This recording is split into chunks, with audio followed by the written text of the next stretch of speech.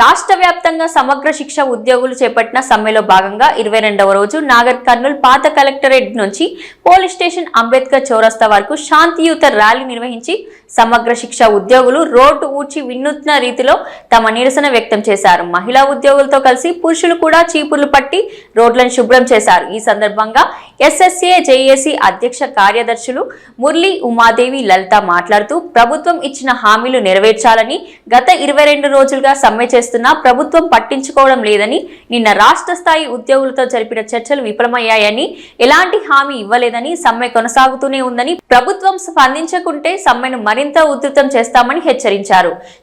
చాలని వేతనాలు, ఉద్యోగ భద్రత లేకపోయినా ఏళ్ల తరబడిగా విధులు నిర్వర్తిస్తున్నామని, ఎన్నికలకు ముందు అప్పటి పిసిసి అధ్యక్షుడు ప్రస్తుత సీఎం రేవంత్ రెడ్డి ఇచ్చిన హామీలు అమలు చేయాలని, వెంటనే న్యాయమైన సమస్యలు పరిష్కరించాలని వారు డిమాండ్ చేశారు. సీఎం తమ ఉద్యోగుల క్రమబద్ధీకరణ విషయంలో ఇచ్చిన హామీని నిలబెట్టుకోవాలని నాగర్ కర్నూల్ ఉద్యోగులు డిమాండ్ చేశారు.